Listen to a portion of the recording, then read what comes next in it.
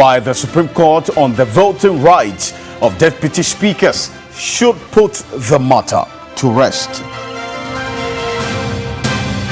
Meanwhile, private legal practitioner and plaintiff in the case regarding Deputy Speaker voting in Parliament, Justice Abdullahi, is advocating a review in the selection of deputy speakers. Also this evening, staff of Northern Electricity Distribution Company, NEDCO, and Volta River Authority withdraw some essential services. We'll tell you why. Coming up in business news, after breaking the 8 fuel prices projected to hit 10 cedis if there is no intervention.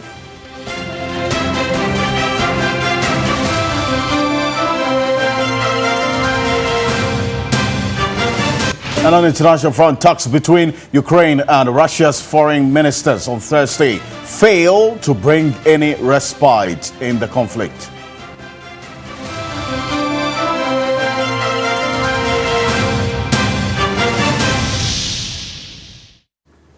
We're live on TV3 Ghana on Facebook, DSTV channel 279, all across the world on 3news.com.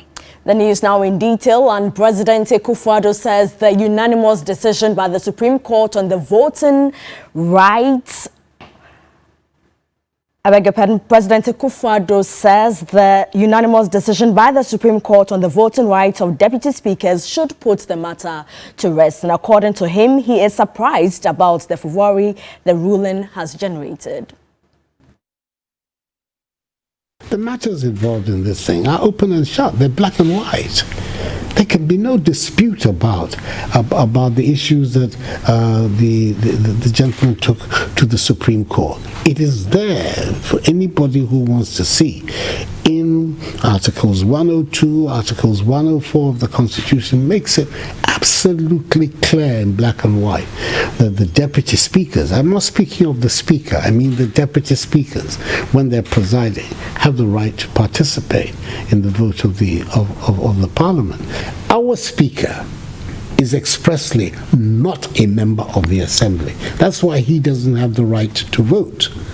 In fact, he did really or not even to participate in the deliberations of the House. He's a referee, making sure that the debate is conducted properly and that the rules of procedure, the orders of the House are complied with. That's his role. That is not the case with the deputy speakers, and that matter is transparent on the face of our Constitution. So I couldn't understand what all of this furore and controversy that was artificially generated. We're being told that the decision of the court amounts to judicial interference in the work of Parliament. I'm not quite sure that the people who are saying this have actually taken the time to read the Constitution of our country. All organs of the Ghanaian state, including me as the head of the executive, we are all subject to the teachings of the Constitution.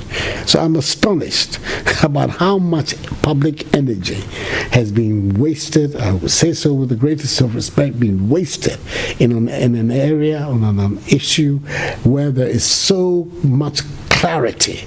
And I'm happy that the court, and I'm sure as you're aware, the Supreme Court, when it is declaring the meaning of the Constitution, and it does so unanimously, that is the most emphatic way in which the court can pronounce.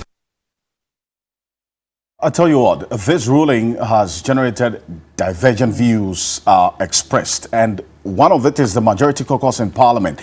They are saying that the Supreme Court's ruling to affirm that deputy speakers can vote while presiding could actually affect the work of committees in the House. At a news conference, Majority Leader Osei Tutus dismissed the minority's claims that the Apex Court ruling was a judicial support for the controversial e-levy. Our orders provide that the rules as pertaining to the transaction of business in plenary shall, to the largest extent possible, reflect on the committee work. So once this decision is made to affect plenary, certainly by extension of reasoning to affect the committee's business. It is most unfortunate for anybody to say that, oh, the Supreme Court's ruling is e-levy tailored. It was a Friday, and then Tuesday when we came back to say that no, what they did was unconstitutional because they required at least one half, and 137 is less than one half of the 275 membership. So we came back and did what was right by using 138 to approve of the budget and economic policy of government. That was what triggered this whole business of going to court to seek interpretation, because on that day it was the first deputy speaker who presided, and he signaled that he was entitled to vote, even though when it came to the voting he abstained. So that is it. It had nothing to do with the e-levy. Of course, now that we are dealing with the e-levy, maybe it may become relevant, but let nobody mislead Ghanaians and the world that the ruling is made by the Supreme Court to satisfy some people or some group of Ghanaians who want to approve of the e-levy. It had nothing to do with the e-levy. Meanwhile, private legal practitioner and plaintiff in the case regarding Deputy Speaker voting in Parliament, Justice Abdullahi, is calling for a review in the selection of deputy speakers.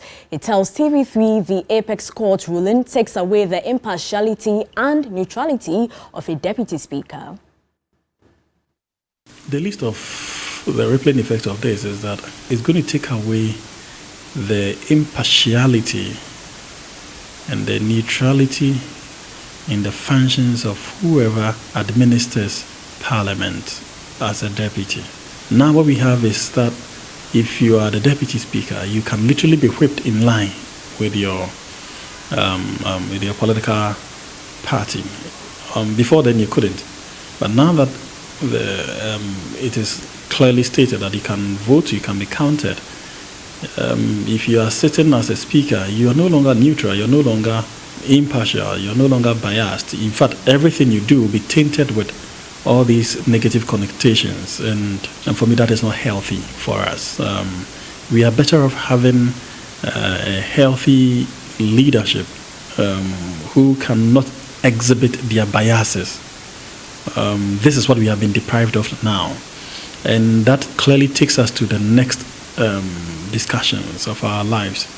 That discussion would have to be who becomes the deputy or deputies of Parliament.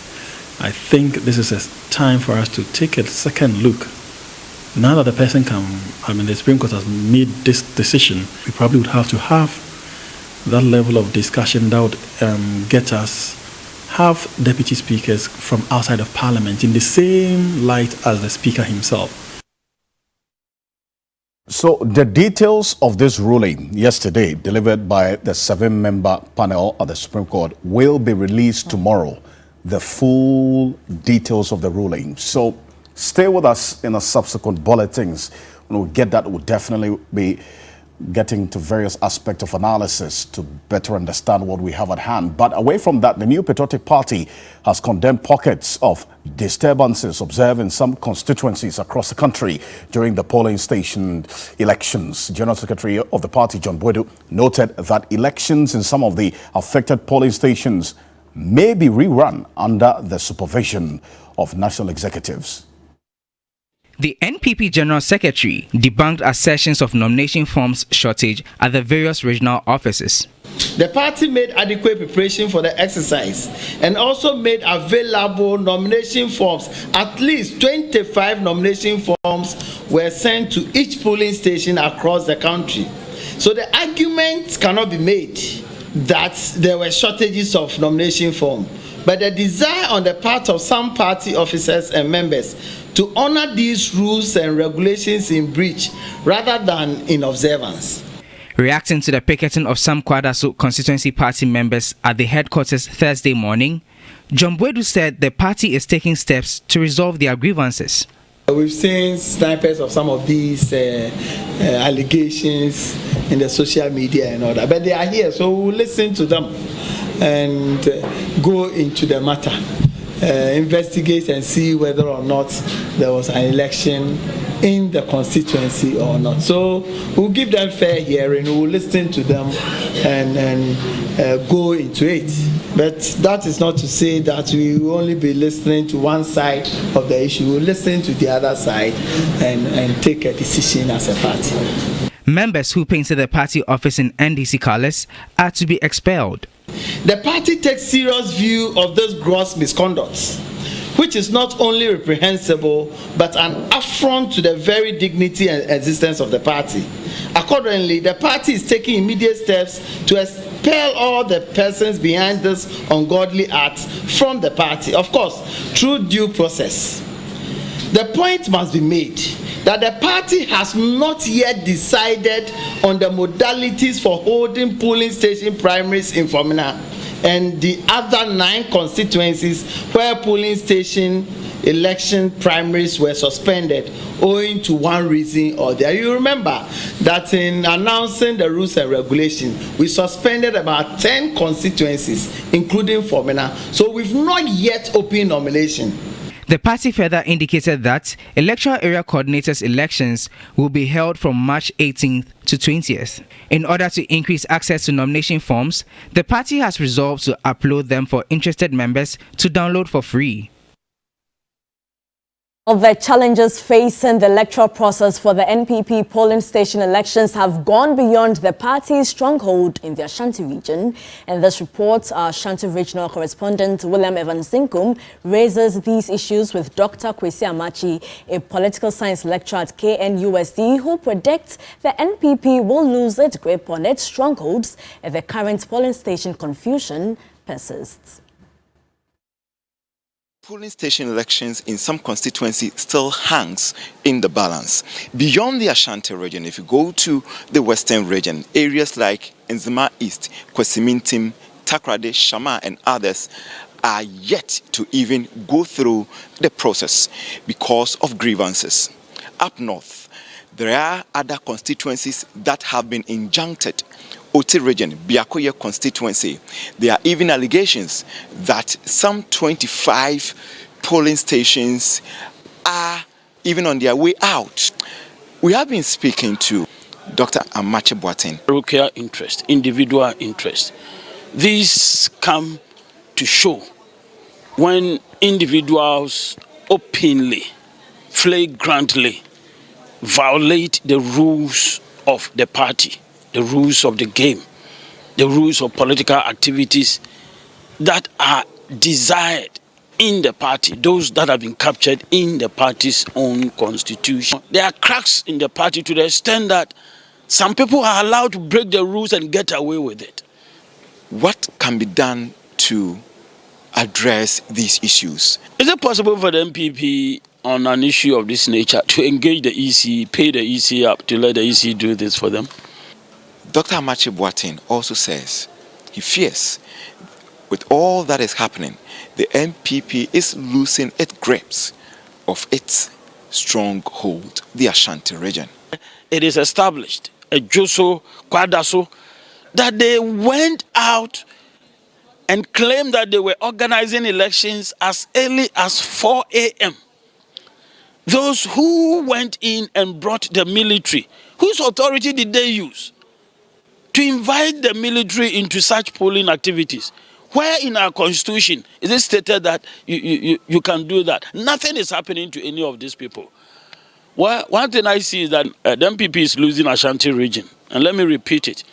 NDC should take cue and reposition itself in a way as to take advantage of that. William Evansinkum, TV3 News.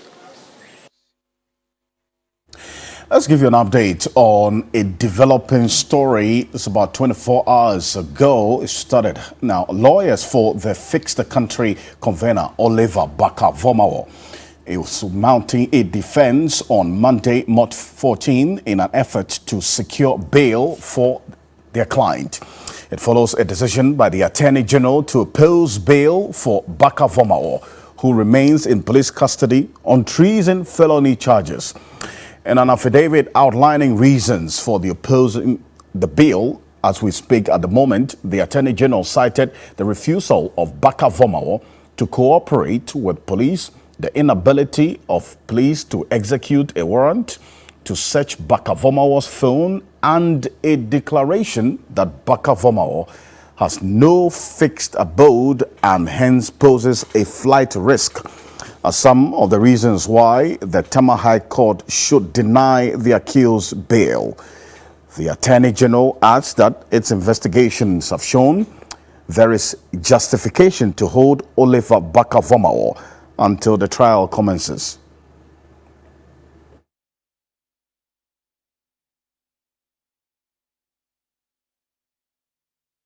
In more news tonight, as more Ghanaian students return from Ukraine, one question hangs over the heads of families and students: what happens to their education here in Ghana? As of the 8th of March, 181 Ghanaian students have arrived in Ghana. Out of the number, some are expected to return to countries such as Hungary, which has agreed to a number of students who fled Ukraine so they can continue their studies in Europe. Space and resources are being opened at a number of Hungary's universities, with students paying the same fees as they pay in Ukraine. So far, about 700 Ghanaian students have crossed the Ukrainian border into neighboring countries, but some are not willing to return to their home over the uncertainty over their education. Could they be right? Because checks from 3 major universities indicate that no plans have been made for returning Ghanaian students. As a matter of fact, our inquiry prompted some of these institutions to take their matter up to their respective academic boards. Well, it remains to be seen what plans these universities have for our returning students. Emmanuel Samani, TV3 News, Accra. We'll keep an eye on this one. But the Senior Staff Association of the Volta River Authority in the Northern Region has withdrawn some essential services with immediate effect from Thursday, March 10. The decision is as a result of continuous attacks of their staff while carrying out their duties in the metropolis.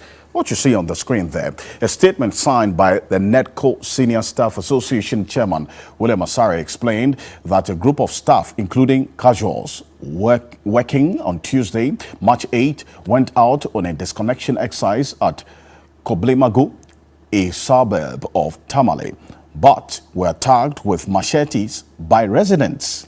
Another staff managing the loss control unit was also assaulted and his mobile phone seized and vandalized during routine monitoring. In view of this, VRA and NEDCO have resolved not to risk their lives following the persistent threats and attacks on their staff, adding that the VRA and NEDCO lose 8.4 million cedis through power theft every month in the Tamale metropolis alone.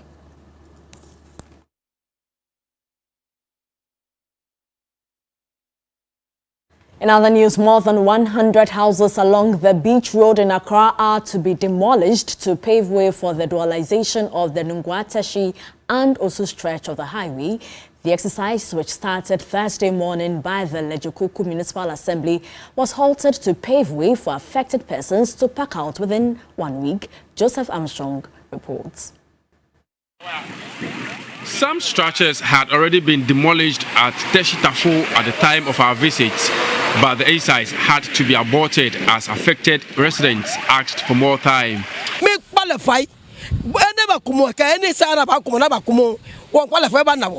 The assembly promised to compensate us, but they have not. We don't have anywhere to relocate to. They said they will compensate us, but they have not. We need the money to enable us relocate.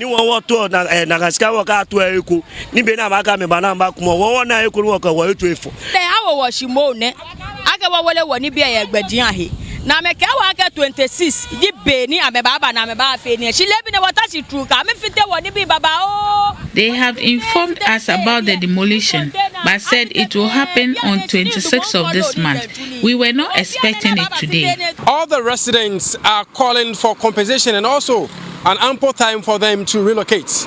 But will the Assembly yield to this demand? Modeka Kwashi is the Municipal Chief Executive of Lejikuku Municipal Assembly. Today's demolition or removal of temporary structures is to ensure that we do the first stage of the work necessary for the widening of the road. The widening is required for the dualization of the beach road. You know, the beach road is being dualized from the barrier at Nungwa all the way to Independence Square. So there will be quite a bit of, as you can imagine, there will be quite a bit of demolition along various stretches of the road. He added, residents with permanent structures will be adequately compensated. Those with temporary structures would not be compensated.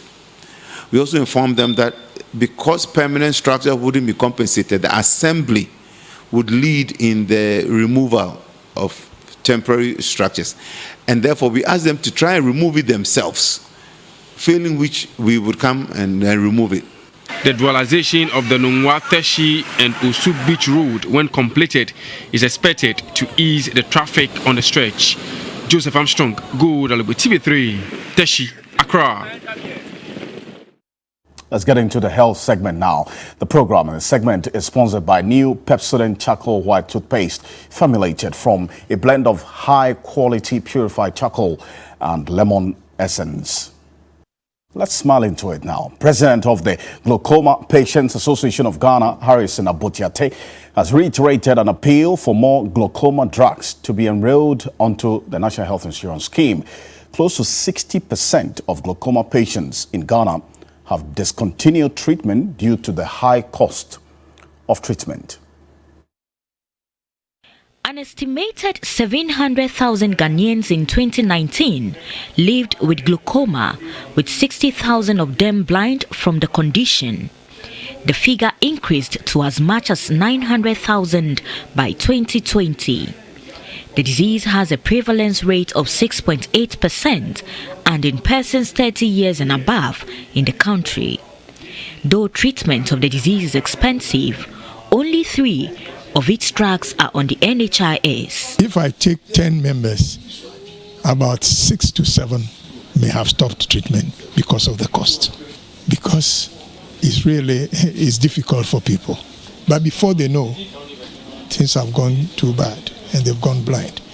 So yes, so many people have stopped using their drugs because of cost. And therefore, we are appealing to government to help. Because when somebody is blind, it's a more burden on the economy than somebody who is not blind. President of the Ophthalmological Society of Ghana, Dr. Jifa Bella Ofuri Ejay, noted that 50% of glaucoma cases reported in children are usually at the severe stages. The difficulty with children is because they can't articulate their needs. So a child cannot tell you that I can't see or that my eye is tearing. It is for the parents to notice that something is wrong with the child. And in that regard, we have over 50% of them presenting with very advanced disease. Globally, people living with glaucoma exceed 70 million, and those who get blind as a result are over 6 million. Let's go to the Central Region, where Infantiman Girls Senior High School at Salt Pond emerged the winner of this year's National Independence Anniversary Debates. The competition, organized by the Ghana Education Service, was sponsored by Promasidor Ghana, producers of Cowbell. The annual debate is aimed at unearthing public speaking abilities of students and to keep them abreast with current social issues. Infantiman Girls Senior High School from the Central Region, representing the Southern Zone, beat Sawa Kese from the Bono Region, representing the Middle and the Upper Zone in the final. Deputy Director General of the Ghana Education Service, Dr. Kwabena Bempatando, commended participants for the brilliant display. We have had the opportunity to witness really great intellectual priors from great schools and great young ladies, and that gives us hope in terms of the future and what the future has to hold for our country. We appreciate their support in education. And we hope that this partnership will grow and grow, and that we'll find innovative ways to continue to partner. Brand manager of Cowbell, Joseph Ashong, is excited about the outcome of the partnership.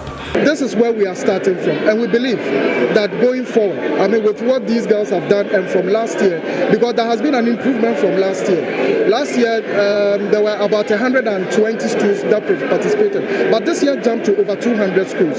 So that shows that there is, some kind of improvement actually coming on. And we believe that as we move on, they would also see the need to join. So we're hoping for the better in the coming years. Contestants, their coaches and schools received cash prizes, laptops, Cowbell products and other souvenirs from Promasidor.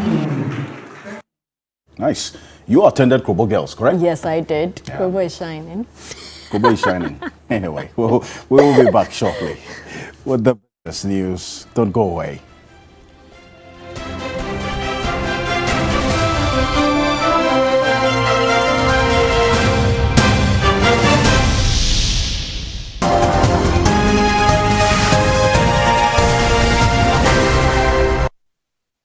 Well, welcome. Let's get into the world of business. Let's start at the petrol pumps. You know why? Because you're likely to buy fuel for 10 cedis per litre by the end of next week if global hikes in crude oil and the depreciation of the cedi does not get any better.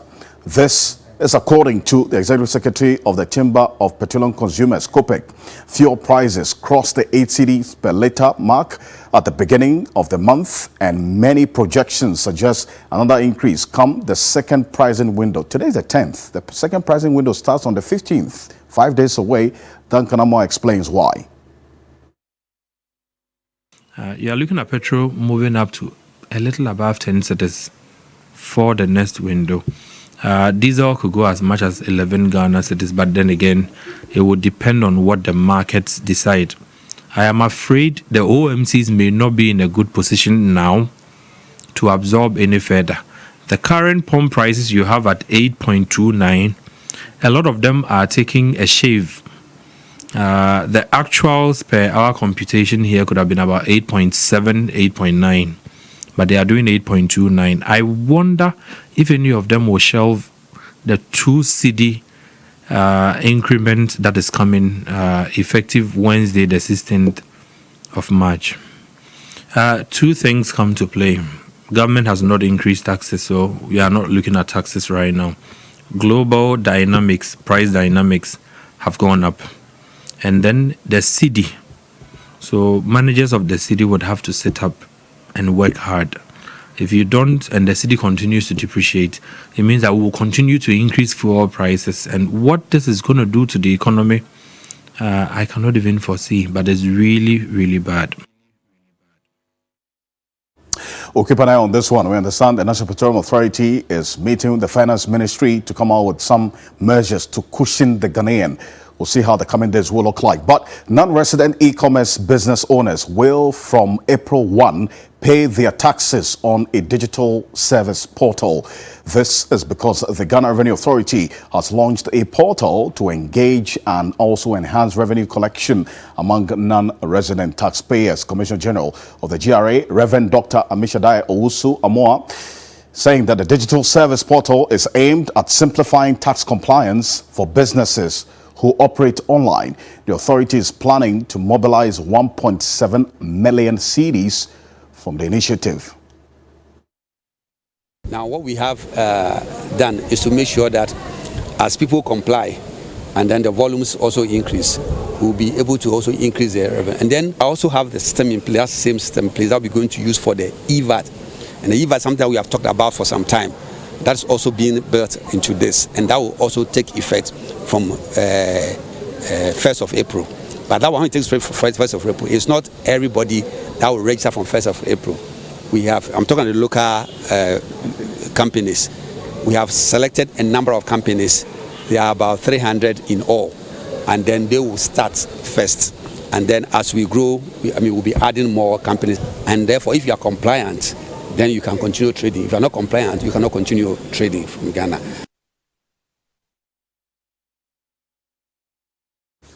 Well, the rates on the 91-day and 182-day treasury bills will have to go up or risk losing patronage from people who invest in these extremely important instruments. Government relies on these instruments to raise funds internally to finance its budget deficit. With inflation up to 15.7% compared to 13.14% and 13.36% for the 91-day and 182-day treasury bills, many people may shy away from them. Now, Dr. Joshua Bampo, an economist, projects that the rates will go up, but with adverse implications on businesses and the economy in general. For existing, treasury bills or treasury bonds in the market, what is going to happen is that in terms of the secondary market, people are going to be more reluctant to buy the existing treasury bills, because what you're going to look at is, your rate of return. So if inflation rate is around 15.7%, and my return is around 12.11, for example, then my real interest rate is actually negative. You understand me? So I'm going to be more reluctant to demand such. So what is going to happen is that with that decrease in demand, the price of the bond will then start dropping, and then the interest rate, nominal interest rate, will start going up until it's either at par with the inflation rate, assuming the inflation rate continues to trend upwards. Because it could be the case come next month, it could be coming down again. So it's a matter of expectations. People are going to form expectations whether inflation rate is it going to continue to trend upwards. We've had 9 months of consecutive increase in inflation. So question is it going to continue? And so it's a tough time for us to be having this problem, because already we are dealing with the pandemic effect and the ability to create jobs. And sometimes the policies to solve inflation can hurt the ability to grow the economy. So it's going to be a chicken and egg situation for government. But it's up to government to see which one is biting us most at a particular point in time. We'll see whether this situation corrects itself or the increase in the inflation continues in the coming months. That could prove quite dire. But Vivo Energy Ghana has opened its refurbished Shell Fuels retailing outlet at Dansoman in Accra. This brings to 231 the number of Shell Fuel retailing outlets across the country. The revamped Shell station comes with a Burger King supermarket and a quick service restaurant, Starbite. The Chief Executive Officer of Vivo Energy Ghana, Stan Middleman, said the company's investment in several energy projects demonstrates its commitment in doing business in Ghana. This newly revamped Dansoman Shell service station and 23 other stations within our network, 23, are powered with solar energy, the cleanest and most abundant source of renewable energy in our part of the world. We encourage you to visit our other 230 Shell service stations nationwide to participate in the ongoing Yen Kon Kwa consumer promotion. Marketing manager for Vivo Energy Ghana, Kweku Sechikan, said the company is poised to maintain its excellent customer service. For our customers, we delight them not just with the quality of our fuels, but with also non-fuel services and products that they can enjoy anytime they visit our stations, such that the Shell station becomes a one-stop shop for our customers. Vivo Energy, dedicated to setting new standards for safety, innovation and service, distributes and markets Shell fuels and lubricants to retail and commercial customers across Africa. Well, let's do this quickly before we go. Workers at Textiles Ghana Limited, that's manufacturers of GTP fabrics in Tema, they are persisting on their decision to have and the demand to have the managing director of the company removed from office. It will be recalled that on February 24 this year, the workers staged a demonstration and further declared a sit-down strike to kick against the managing director over mismanaging the affairs of the company. 2 weeks on, and the situation seems to be worsening, as workers on Thursday morning attempted to restrict the MD from entering the factory. Meanwhile, production is still ongoing.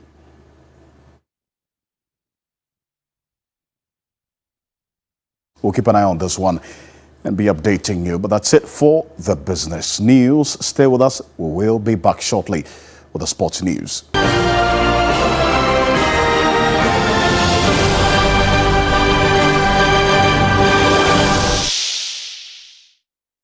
Let's now go to Ukraine for the latest news. Talks between Ukraine and Russia's foreign ministers on Thursday failed to bring any respite in the conflict as hundreds of thousands of civilians remained trapped in Ukrainian cities, sheltering from Russian air raids and shelling.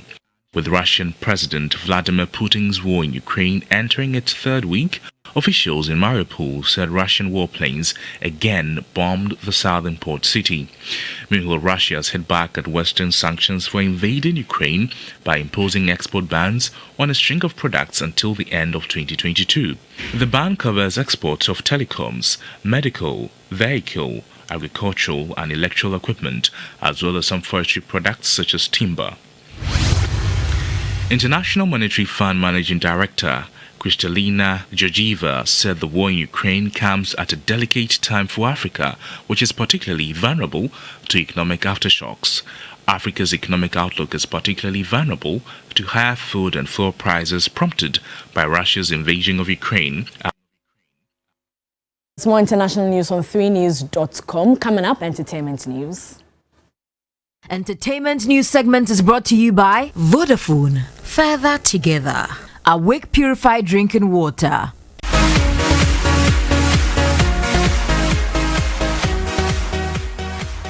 I'm Anita Ekuye-Kufu, and in entertainment, the 65th edition of the Miss Ghana Beauty Contest has been launched in Accra. The CEO of Exclusive Events Ghana, organizers of the pageant, Ina Miriam Party, says the 65th edition of Miss Ghana is focused on scouting for young women with purpose and those who are prepared to go the extra mile to positively project Ghana to the world.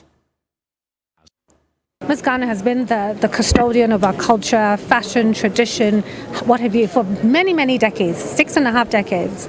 And we're proud that we're able to uphold that with the support of our stakeholders. 2022, we're still focused on beauty with a purpose.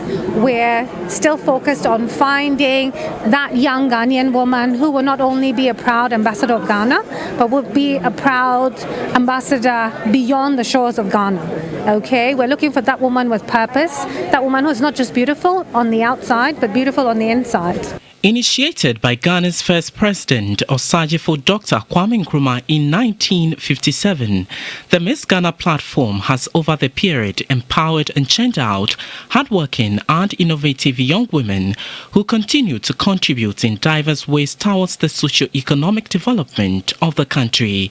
CEO of Exclusive Events, Ina Miriam Party, is convinced the platform has so far had a great impact on both participants and society as a whole. Social intervention projects are, embarked upon by the Miss Ghana Foundation. Under health, we've partnered with caucus. We try and help raise funds to take care of surgery for children suffering from scoliosis. You heard from the focus team, there are over 3,000 on the list. This year, we're 10 years, we want to be able to do 10. We started with 1.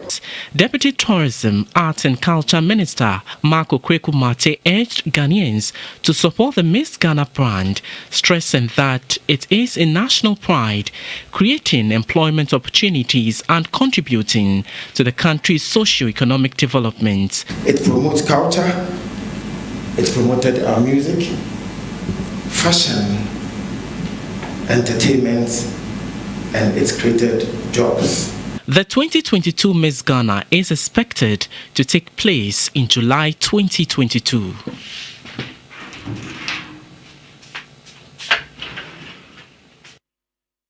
And that's it for entertainment. I'm Anita Ekuye-Kufu. Good evening. Good evening, Anita. I want to say thank you so much for staying with us here on News360. Make some time and visit 3news.com. There are more stories there. But join me and the rest of the team. That's what you see there on 3news.com. Otumfuo Osei welcomes Supreme Court ruling on deputy speakers, voting rights of deputy speakers there as well. You have all these stories and more. Join me and the rest of the team tomorrow morning on 3FM 92.7. I am Alfred Okonse. And I am Portia Gabo. Enjoy the rest of our programs. Good evening.